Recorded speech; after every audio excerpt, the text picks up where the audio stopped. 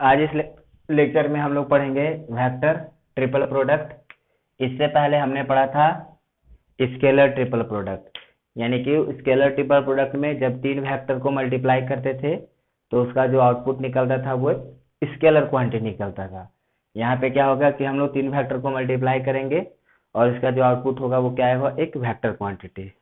तो इसको scalar triple product होता कैसा है देख लेते हैं। ये इस तरीके से लिखते हैं हम लोग, a cross B cross c, इसका वैल्यू आता है a dot C B minus A dot B c. ये इसका ए क्रॉस बी क्रॉस सी का वैल्यू है, a cross B cross c a c b a b c. एक जरा ध्यान दीजिए यहाँ पे कि हमने इसको इस तरीके से लिखा है, इसका भी हम लोग प्रूफ भी देखेंगे। तो ये क्या है एक्चुअली, ए डॉट सी ये एक स्केलर क्वांटिटी आ गया है ना, some scalar into a vector, minus A dot B some scalar into a vector, यानी कि ओवरऑल ये एक वेक्टर क्वांटिटी है।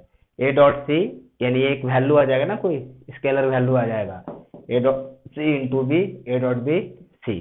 ठीक, तो इसका वैल्यू ऐसा आता है। तो अभी हम लोग इसका प्रूफ देख लेते हैं कि आखिर इसका प्रूफ ऐसे कैसे लिखते हैं। ठीक, तो अब जरा यहाँ पे गौर करो कि ए क्रॉस बी क्रॉस सी जब हम लोग निकाल रहे हैं, है ना, a cross B cross c, हमने पढ़ा था कि जब भी हम लोग ऐसे दो वेक्टर का क्रॉस करते हैं ए क्रॉस बी, जब हम लोग ऐसे दो वेक्टर का क्रॉस करते हैं तो अपने को एक नया वेक्टर जो निकलता है, सपोज करो कि वेक्टर सी ले लेते हैं।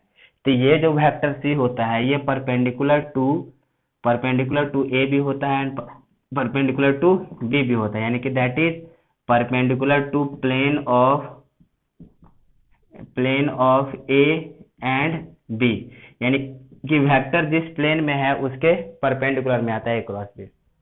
तो अब यहाँ से जरा ध्यान दीजिए कि ए क्रॉस बी क्रॉस सी जो ऐसे है, यहाँ से जो वेक्टर आएगा ये वेक्टर आएगा परपेंडिकुलर टू, यानी कि यहाँ से जो वेक्टर बन के आएगा, यानी कि this vector is perpendicular to b cross c, है ना। ये जो वेक्टर आएगा वो बी क्रॉस सी के भी परपेंडिकुलर आएगा और ए के भी परपेंडिकुलर आएगा। तो अब जरा देखिए कि बी क्रॉस सी के परपेंडिकुलर में क्या आएगा, बी क्रॉस सी किसके डायरेक्शन में आता है, b cross c is perpendicular to plane of b and c, है ना। तो बी क्रॉस सी का परपेंडिकुलर क्या आया, यानी कि this plane is perpendicular to b cross c, मतलब इसके परपेंडिकुलर क्या आ जाएगा, इसके परपेंडिकुलर आ जाएगा plane of b and c, यानी कि that is a cross B cross c lie in plane of b and c.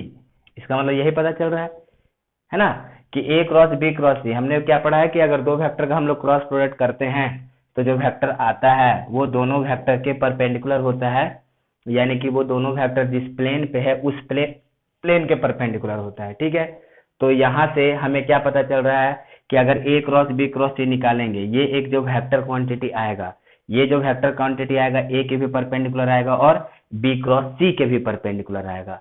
तो बी क्रॉस सी के परपेंडिकुलर क्या है, ये बी क्रॉस सी तो ऑलरेडी किसके परपेंडिकुलर है, perpendicular to the plane of b and c. तो इसका मतलब कि इसके परपेंडिकुलर जो आएगा वो क्या आएगा, प्लेन ऑफ बी एंड सी आएगा। इसका मतलब कि ये जो वेक्टर है वो किधर लाई करेगा, it lie in plane of b and c. इतना कंफर्म है, यानी a cross B cross c इस प्लेन पे लाई करेगा। तो यहाँ से हम लोग इस पे लाई करेगा, तो यहाँ से हम लोग क्या लिख सकते हैं, इतना तो कंफर्म हो गया। तो therefore A cross B cross C can be written as, suppose करो कि lambda B plus mu C, यानी कि ए क्रॉस ये जो वेक्टर है ये बी और सी के प्लेन में लाई करेगा, है ना, यानी कि दिस वेक्टर है सम लीनियर रिलेशन विद, यानी कि ये वेक्टर बी और सी सब एक ही प्लेन में आ जाएगा। तो हम लोग इस वेक्टर को जो कि बी और सी के प्लेन में लाई कर रहा है ऐसा लिख सकते हैं ना, कि मान लो ये vector lambda B plus mu C है, लैम्डा एंड म्यू क्या है, सम कांस्टेंट है, जिसमें lambda and mu are some constant, ये कोई कांस्टेंट होगा, ठीक है, ऐसा लिख सकते हैं। अब जरा ऐसे हम लोग को लैम्डा और म्यू का वैल्यू फाइंड करना है। अब लैम्डा और म्यू का वैल्यू हम लोग कैसे फाइंड करेंगे, जरा देखिए। अब ऐसा करते हैं कि इसको हम लोग डॉट कराते हैं, ए dot a cross B cross c, इस पूरे के साथ हमने डॉट कराया, एक ए वेक्टर को हम इस पूरे के साथ डॉट कराते हैं, तो दोनों तरफ डॉट लिखेंगे, यानी कि A dot lambda B A dot mu C, यानी कि this is equal to lambda A dot B plus mu A dot C, ऐसा लिखा जा सकता है। अब जरा देखिए इसका वैल्यू कि ये जो वेक्टर है ये वेक्टर ए के परपेंडिकुलर है, ये जो वेक्टर आया है ए के परपेंडिकुलर है, तो जब ये वेक्टर ए के परपेंडिकुलर है और उसको वापस ए के साथ ही डॉट करा रहे हैं, तो दोनों के बीच में जो कॉस थीटा आएगा वो कितना आ जाएगा, कॉस 90 डिग्री, तो इसका वैल्यू कितना हो जाएगा, 0। इसका मतलब कि ये वैल्यू क्या है, 0 है। क्यों, क्योंकि ये जो वेक्टर आया है, ये जो वेक्टर है वो ए के परपेंडिकुलर है, ए क्रॉस समथिंग, यानी कि this the direction of this vector is perpendicular to vector A, और जब वेक्टर ए के परपेंडिकुलर है तो इसके साथ इस वेक्टर का कितना एंगल बनेगा, 90 डिग्री बनेगा। तो यहाँ पे जब हम लोग cos 90 लिखेंगे डॉट प्रोडक्ट में तो वैल्यू कितना हो जाएगा, 0, यानी कि ये कितना हो जाएगा, 0 हो जाएगा। ओके, तो 0 हो गया, तो यहाँ से हम लोग को कितना मिल गया, ये मिल गया। तो देयरफॉर इसको अगर हम लोग फर्दर थोड़ा अरेंज करके लिखेंगे तो कितना लिख सकते हैं, इसको हम लोग ऐसा लिख सकते हैं, lambda A dot B equal to minus mu A dot C, lambda और म्यू कोई स्केलर वैल्यू है, तो यहाँ से कितना आ जाएगा, lambda upon A dot C is equal to minus mu upon A dot B, ऐसा लिख दिए, है ना। एंड लेट लैम्डा बाई, यानी कि ये एक दो रेशियो है, देखिए ये एक स्केलर है, ये भी एक स्केलर आएगा, इन दोनों का रेशियो सेम है, ऐसा लिख देते हैं, minus mu A dot B. Suppose करो कि ये कोई कांस्टेंट के बराबर है, मान लिया कि ये जो रेशियो आ रहा है किसी के बराबर है, तो देयरफॉर यहाँ से हम लोग लैम्डा कितना लिख सकते हैं, के इंटू के ए डॉट सी, है ना, लैम्डा को, एंड म्यू को कितना लिखा जा सकता है, म्यू को लिख सकते हैं minus k A dot B, हमने इतना लिख दिया, तो हमें लैम्डा का वैल्यू मिल गया और म्यू का वैल्यू मिल गया। अब ऐसा करते हैं कि ये जो हमारे पास लैम्डा और म्यू मिला, इस लैम्डा और म्यू को वापस हम लोग इसमें पुट करते हैं, तो वापस इसमें पुट करेंगे तो देयरफॉर अपने को ए क्रॉस बी कैसा मिल जाएगा, ये हो जाएगा, this is equal to lambda के जगह कितना, k A dot C B minus k A dot B C, इतना आ गया, है ना। इसमें के हम लोग बाहर निकाल लेते हैं, के बाहर निकाल लिया तो A dot C B minus A dot B C, यानी कि ये हम लोग को आ गया ए क्रॉस बी क्रॉस सी का वैल्यू। अब यहाँ पे हम लोग को के का वैल्यू फाइंड करना है, जब तक हम लोग को के का वैल्यू नहीं मिलेगा आगे हम लोग फर्दर नहीं निकाल सकते हैं।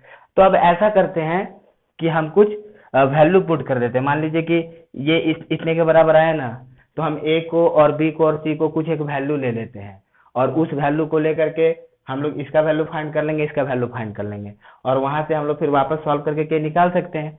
तो ऐसा करते हैं कि मान लेते हैं कि ऐसा लेते हैं कि लेट सपोज करो ए इक्वल्स टू आई लेते, कोई सा भी कोई स्पेशल फैक्टर ले लो, हमें के का ही वैल्यू निकालना है, तो हम लोग मान लिया कि ए आई ले लिया, सपोज करो बी भी आई ले लिए, है ना, और मान लो कि सी हमने ले लिया जे, सपोज दैट कि मान लो ए आई ले लिया, बी आई ले लिया और सी जे ले लिया, कोई स्पेशल फैक्टर ले लिया, बस ऐसा फैक्टर लेना है कि जीरो ना हो जाए, दोनों तरफ जीरो हो जाएगा तो फिर के का वैल्यू कैसे पता चलेगा, तो बस ऐसा चूज करना है कि जीरो ना हो जाए, ठीक है। तो ए आई ले लिए, बी भी आई ले लिया और सी जे ले लिए, तो अब जरा मुझे आई डॉट जे, यहाँ से आई क्रॉस जे, है ना, इसके हिसाब से एलएचएस कितना आएगा, इसके हिसाब से एलएचएस कितना आया, देखिए एलएचएस आ जाएगा आई क्रॉस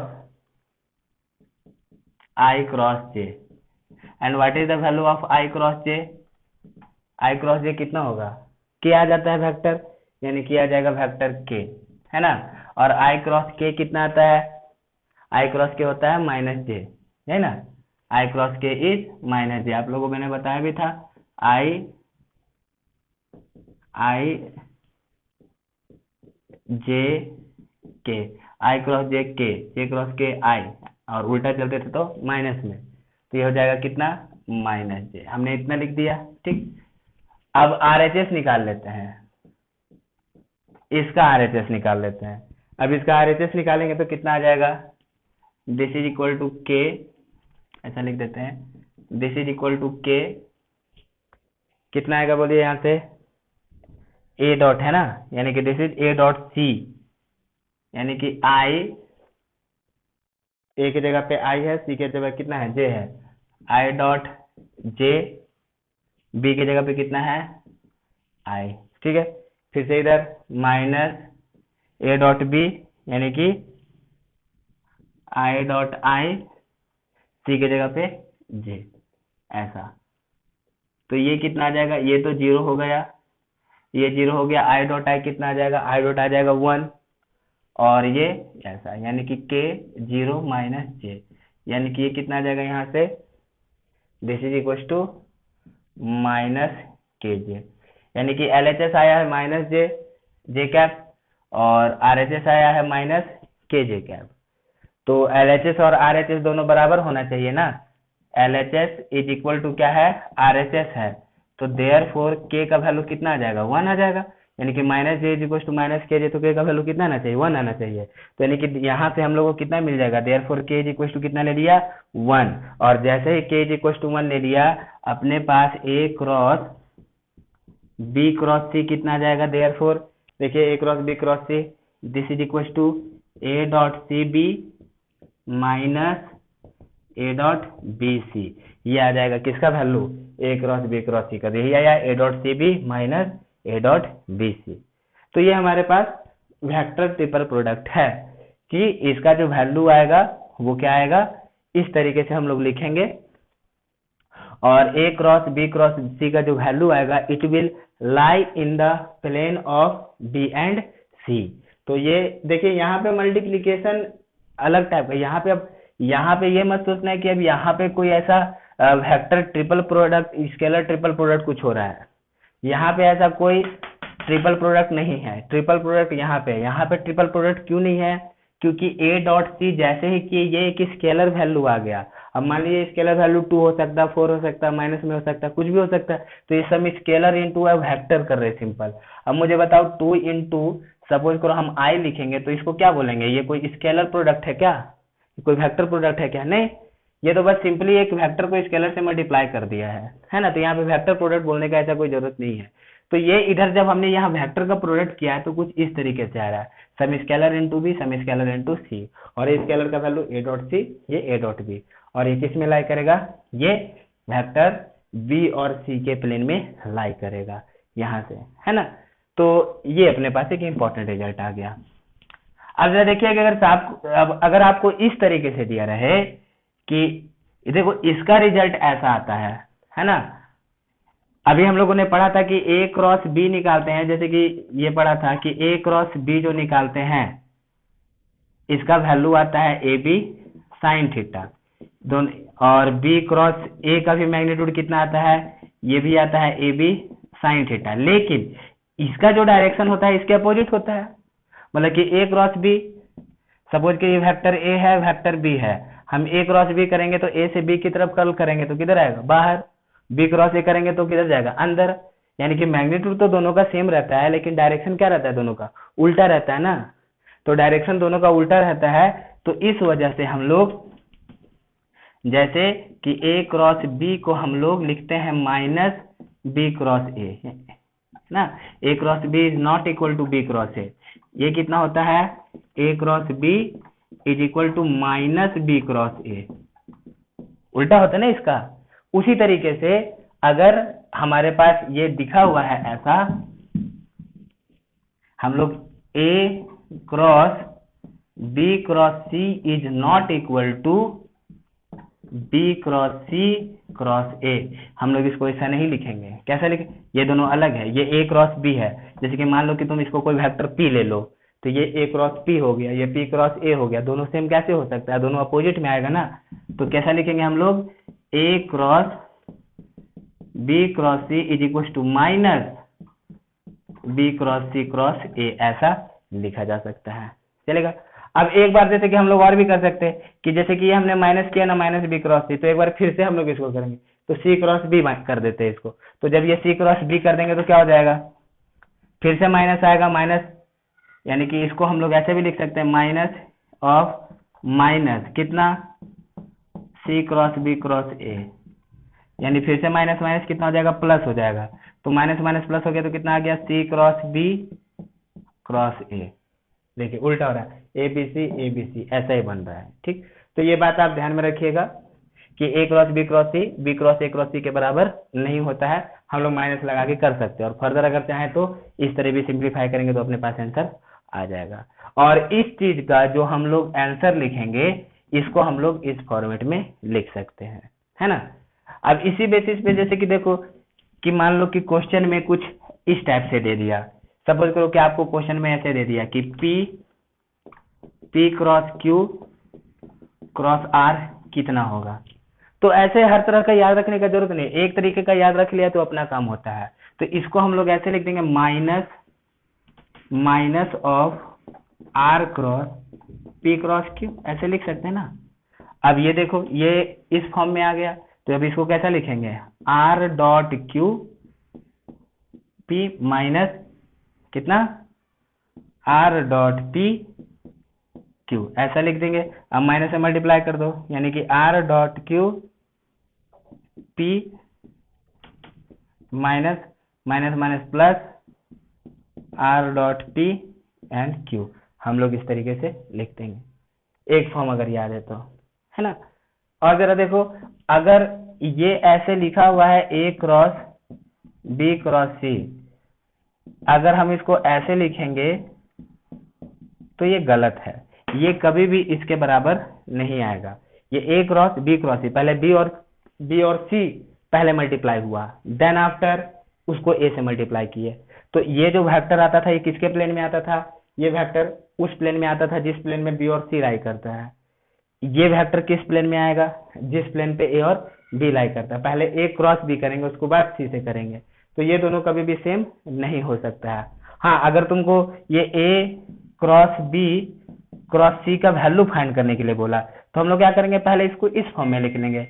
इसको हम लोग ऐसे minus C cross A cross B ऐसे लिख सकते हैं, है ना। और इतना लिखने के बाद फिर हमको इसको इस तरीके से एक्सपेंड करेंगे तो अपने पास ये आंसर आ जाएगा।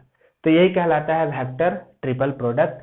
यहाँ से हम लोग को प्रोडक्ट होकर के जो वैल्यू आता है वो एक वेक्टर क्वांटिटी आता है, और स्केलर ट्रिपल प्रोडक्ट में क्या होता था कि वहां से जो वेक्टर आता था अपने पास वो क्या आता था, एक स्केलर वैल्यू आता था, ठीक है, ओके।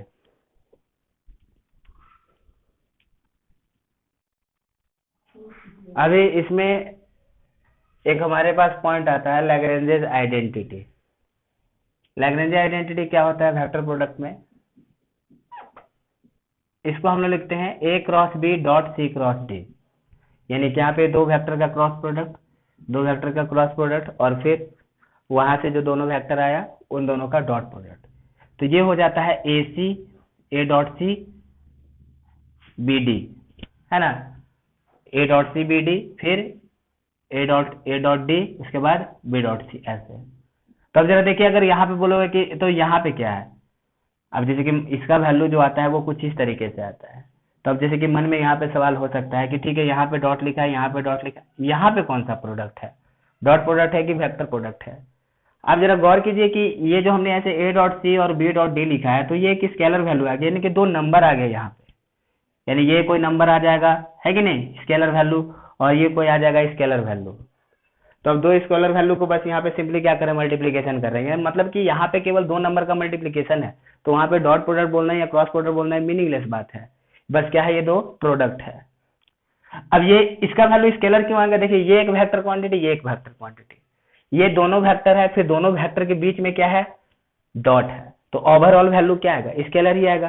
तो ये लैग्रेंज आइडेंटिटी है, इसका आपको जरूरत पड़ता है क्वेश्चन सॉल्व करने के टाइम पे। तो इतना ध्यान में रखने का, a cross b c cross d है तो ए सी बी डी है ना, minus a d b c. नहीं तो इस फॉर्म में भी आप याद रख सकते हैं, a c a d b c b d, ये मैट्रिक्स के फॉर्म में, सॉरी डिटर्मिनेंट के फॉर्म में, और यहां से हम लोग ऐसे लिख सकते हैं। तो इसका जरा प्रूफ देख लेते हैं। तो इसका हम लोग प्रूफ देखेंगे, तो जरा देखते हैं जरा। मैंने आप लोग को स्केलर ट्रिपल प्रोडक्ट बताया था, याद कीजिए, ए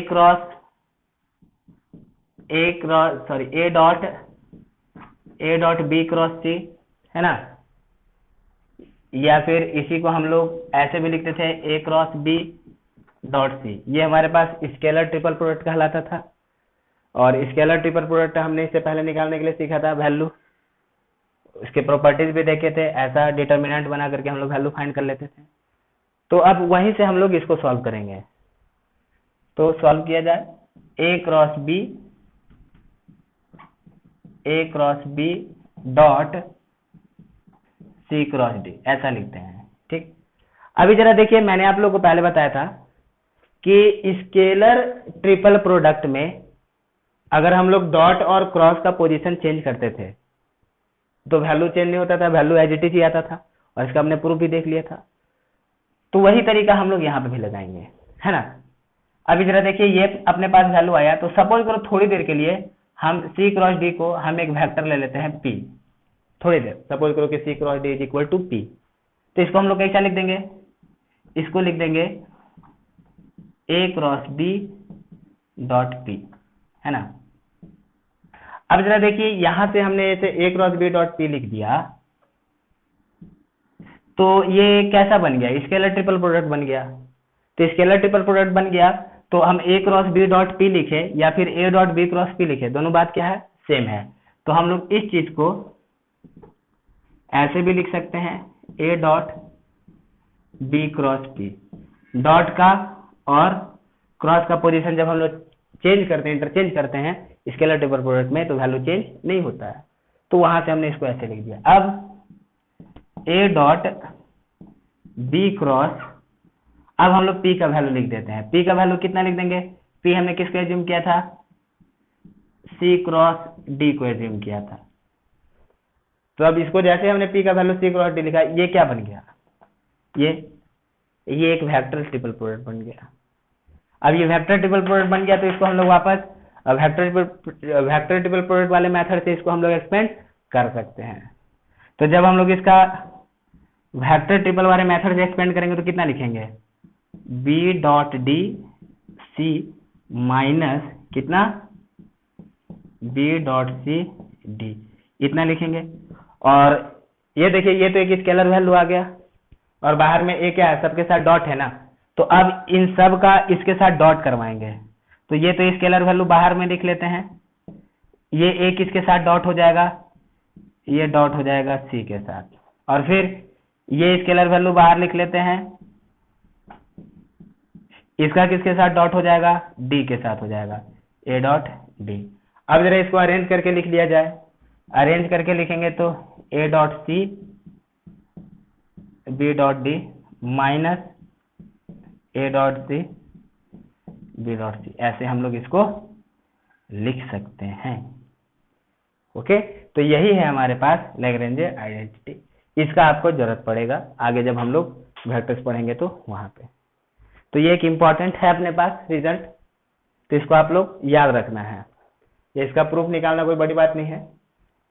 वेक्टर ट्रिपल प्रोडक्ट और scalar triple product, vector triple product, वहां से इसका प्रूफ आ जाता है, ठीक।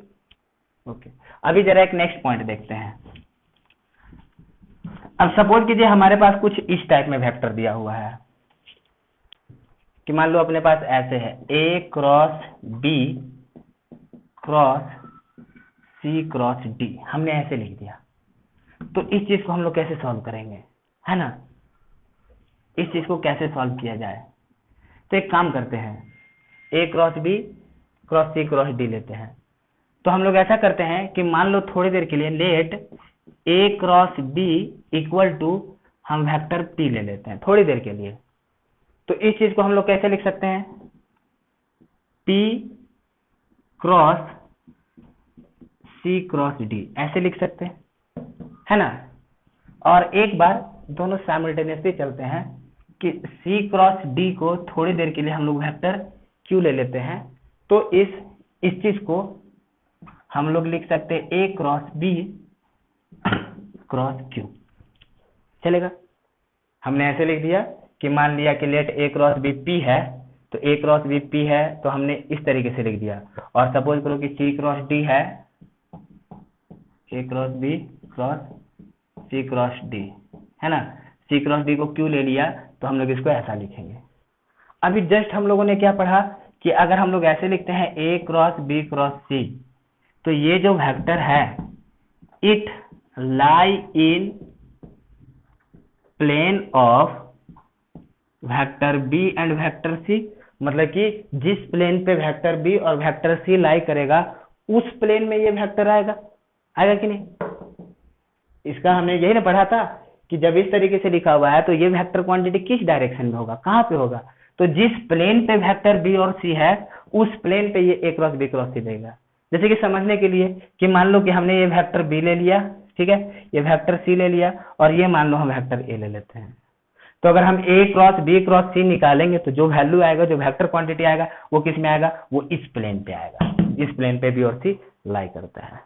तो उस हिसाब से अगर हम लोग यहाँ पे देखेंगे कि अगर हमने ए क्रॉस बी को पी ले लिया तो ये आ गया, तो इसके हिसाब से ये वेक्टर किधर लाना चाहिए, तो इसका मतलब कि ये जो वेक्टर लाई करेगा, यानी कि देयरफॉर हम लोग बोल सकते हैं ना कि this vector lie in plane of vector C and D, यानी कि जिस प्लेन में वेक्टर सी और डी लाई करता है उस प्लेन में ये वेक्टर लाई करेगा इसके हिसाब से। और जब हम लोगों ने इसको ऐसे लिखा है तो इसको हम लोग ऐसे माइनस क्यू क्रॉस ए क्रॉस बी ऐसे लिख देंगे, तो यहां से क्या पता चल रहा है कि दिस वेक्टर, है ना, यानी कि दिस वेक्टर मस्ट लाई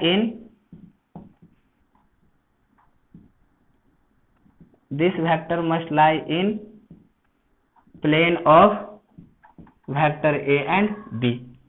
अब यहाँ पे गड़बड़ हो रहा है बार बार कि ये 4 वेक्टर है। अब 4 वेक्टर है तो कोई जरूरी नहीं है कि चारों वेक्टर एक ही प्लेन में होगा। हाँ, अगर ये चारों वेक्टर एक ही प्लेन में हो गया, चारों वेक्टर अगर एक ही प्लेन में आ गया तो हम बोले plane of vector A and B बोले या फिर plane of vector C and D बोले तो कोई फर्क नहीं पड़ता है। जैसे कि मान लो कि वेक्टर ए भी इसी प्लेन पे, वेक्टर बी भी इसी प्लेन पे, वेक्टर सी भी इसी प्लेन पे, है ना, और मान लिया कि वेक्टर डी भी इसी प्लेन पे, तो plane of vector A and B बोलिए, plane of vector C and D बोलिए, तो बात बराबर है, एक ही प्लेन पे लाई करेगा।